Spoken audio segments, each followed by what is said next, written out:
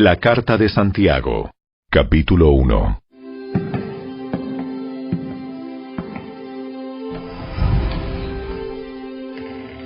Yo, Santiago, esclavo de Dios y del Señor Jesucristo, escribo esta carta a las 12 tribus, los creyentes judíos que están dispersos por el mundo. Reciban mis saludos.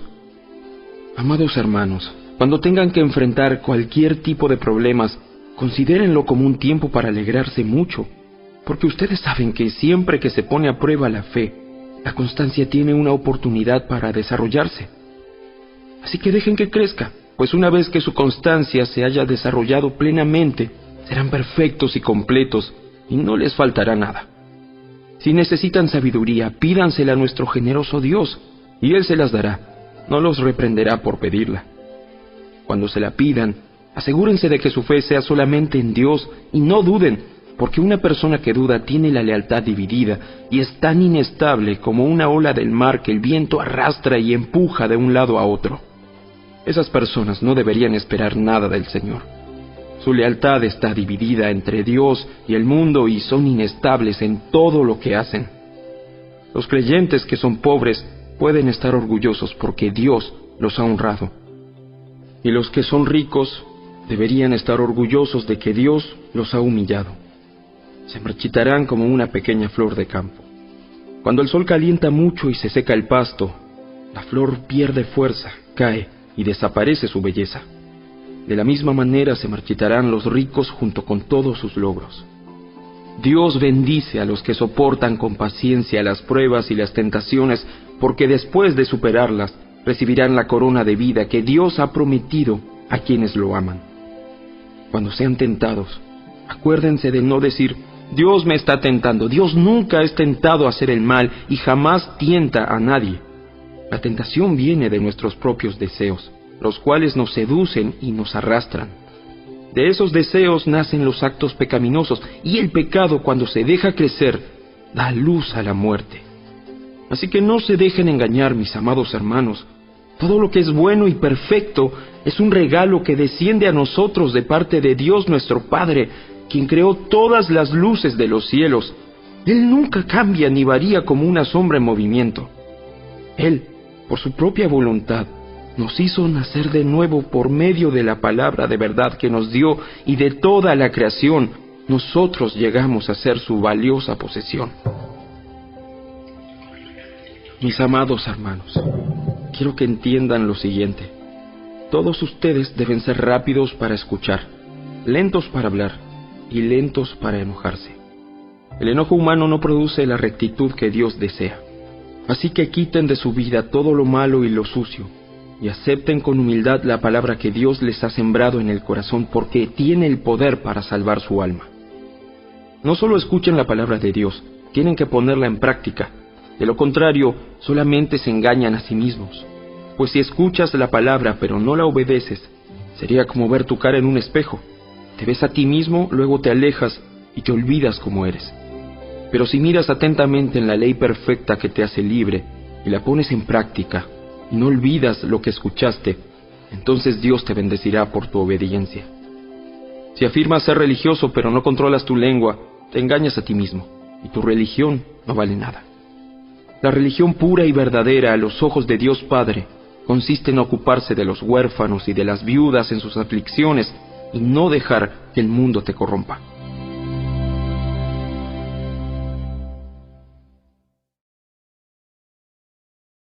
Capítulo 2.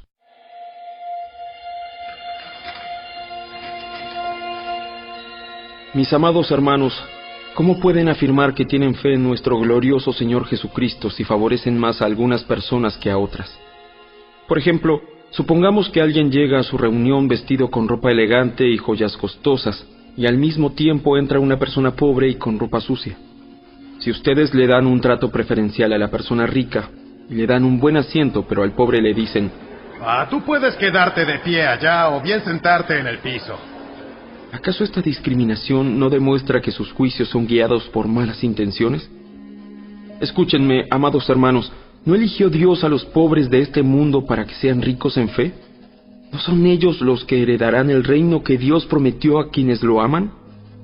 pero ustedes desprecian a los pobres. ¿Acaso no son los ricos quienes los oprimen a ustedes y los arrastran a los tribunales? ¿Acaso no son ellos los que insultan a Jesucristo, cuyo noble nombre ustedes llevan? Por supuesto, hacen bien cuando obedecen la ley suprema tal como aparece en las Escrituras: ama a tu prójimo como a ti mismo. Pero si favorecen más a algunas personas que a otras, cometen pecado. Son culpables de violar la ley.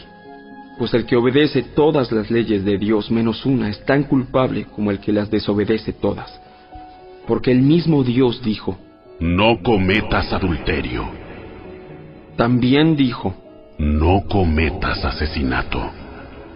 Así que, si ustedes matan a alguien pero no cometen adulterio, de todos modos han violado la ley. Entonces, en todo lo que digan y en todo lo que hagan, recuerden que serán juzgados por la ley que los hace libres. No habrá compasión para quienes no hayan tenido compasión de otros. Pero si ustedes han sido compasivos, Dios será misericordioso con ustedes cuando los juzgue. Amados hermanos, ¿de qué le sirve a uno decir que tiene fe si no lo demuestra con sus acciones? ¿Puede esa clase de fe salvar a alguien?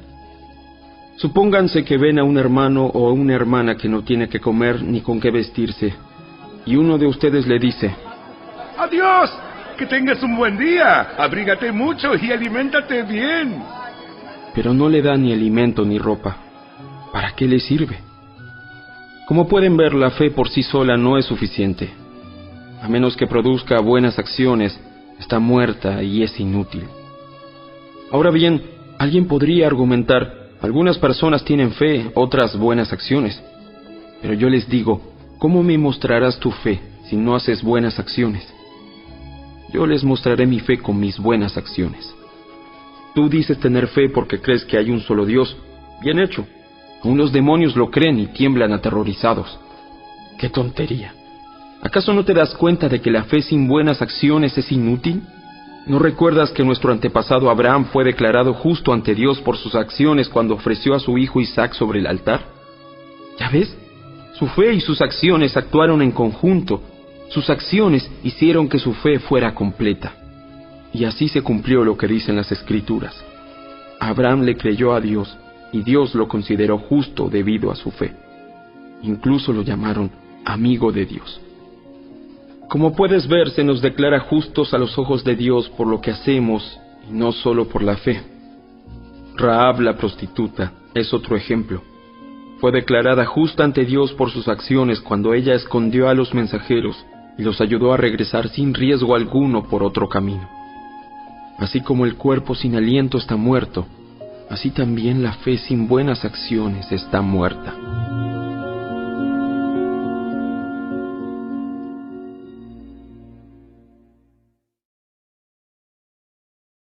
Capítulo 3.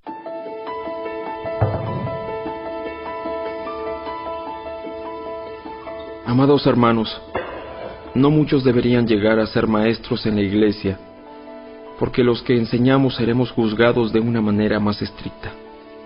Es cierto que todos cometemos muchos errores, pues si pudiéramos dominar la lengua, seríamos perfectos, capaces de controlarnos en todo sentido.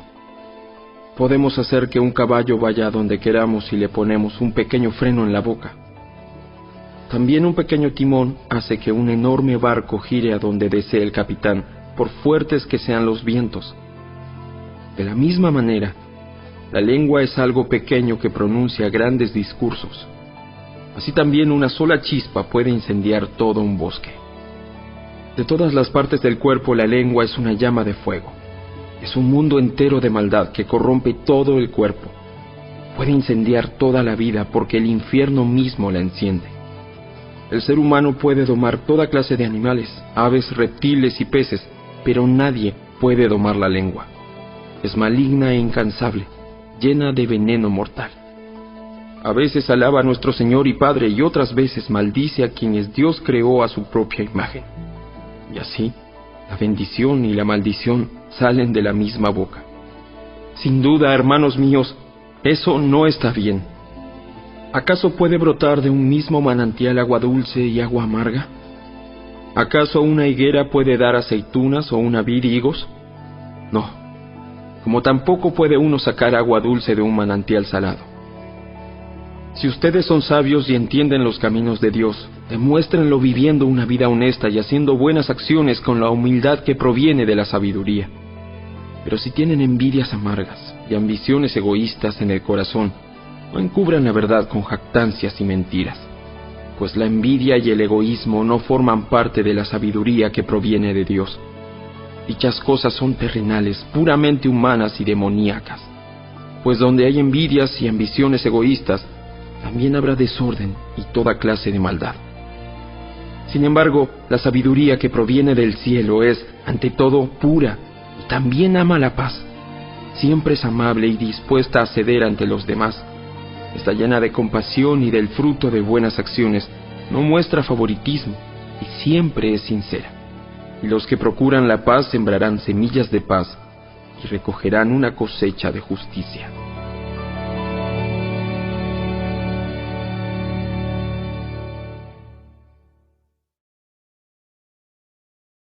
Capítulo 4. ¿Qué es lo que causa las disputas y las peleas entre ustedes? ¿Acaso no surgen de los malos deseos que combaten en su interior? Desean lo que no tienen, entonces traman y hasta matan para conseguirlo. Envidian lo que otros tienen, pero no pueden obtenerlo. Por eso luchan y les hacen la guerra para quitárselo. Sin embargo, no tienen lo que desean porque no se lo piden a Dios. Aun cuando se lo piden, tampoco lo reciben porque lo piden con malas intenciones. Desean solamente lo que les dará placer. Adúlteros, ¿no se dan cuenta de que la amistad con el mundo los convierte en enemigos de Dios? Lo repito, si alguien quiere ser amigo del mundo, se hace enemigo de Dios. ¿Acaso piensan que las Escrituras no significan nada? Ellas dicen que Dios desea fervientemente que el Espíritu que puso dentro de nosotros le sea fiel, y Él da gracia con generosidad. Como dicen las Escrituras, Dios se opone a los orgullosos, pero da gracia a los humildes. Así que humíllense delante de Dios, resistan al diablo, y Él huirá de ustedes. Acérquense a Dios, y Dios se acercará a ustedes.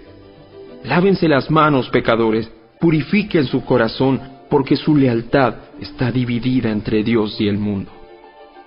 Derramen lágrimas por lo que han hecho, que haya lamento y profundo dolor, que haya llanto en lugar de risa y tristeza en lugar de alegría. Humíllense delante del Señor, y Él los levantará con honor. Amados hermanos, no hablen mal los unos de los otros. Si se critican y se juzgan entre ustedes, entonces critican y juzgan la ley de Dios. En cambio, les corresponde obedecer la ley, no hacer la función de jueces. Solo Dios, quien ha dado la ley, es el juez. Solamente Él tiene el poder para salvar o destruir. Entonces, ¿qué derecho tienes tú para juzgar a tu prójimo? Presten atención, ustedes que dicen, hoy o mañana iremos a tal o cual ciudad y nos quedaremos un año. Haremos negocios allí y ganaremos dinero. ¿Cómo saben qué será de su vida el día de mañana? La vida de ustedes es como la neblina del amanecer. Aparece un rato y luego se esfuma. Lo que deberían decir es, si el Señor quiere, viviremos y haremos esto o aquello. De lo contrario, están haciendo alarde de sus propios planes pretenciosos y semejante jactancia es maligna. Recuerden que es pecado saber lo que se debe hacer y luego no hacerlo.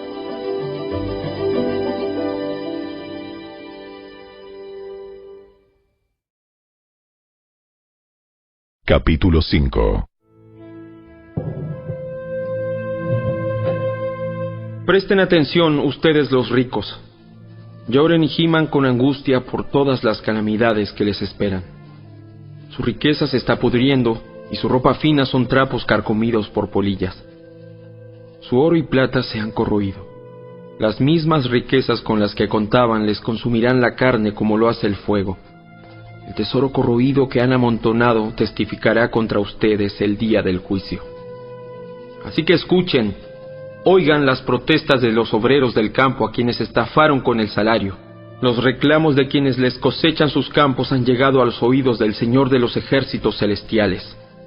Sus años sobre la tierra los han pasado con lujos, satisfaciendo todos y cada uno de sus deseos. Se han dejado engordar para el día de la matanza. Han condenado y matado a personas inocentes que no ponían resistencia.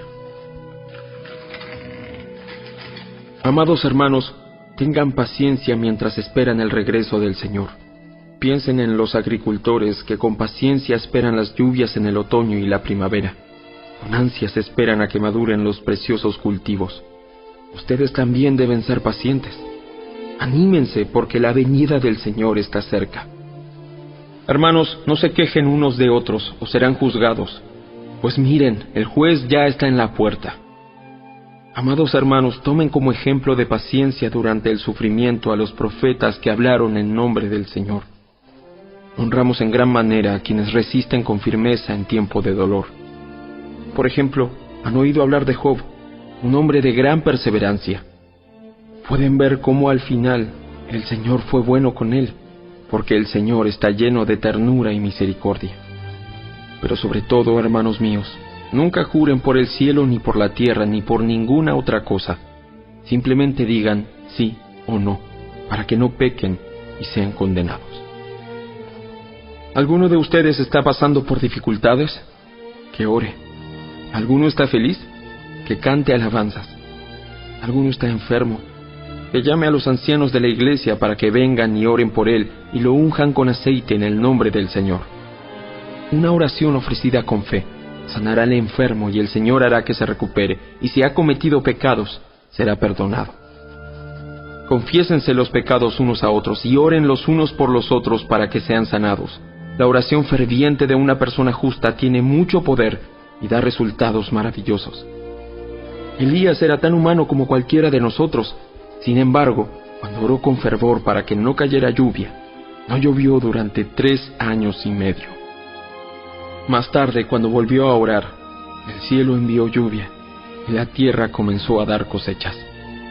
Mis amados hermanos, si alguno de ustedes se aparta de la verdad y otro lo hace volver, pueden estar seguros de que quien haga volver al pecador de su mal camino, salvará a esa persona de la muerte y traerá como resultado el perdón de muchos pecados.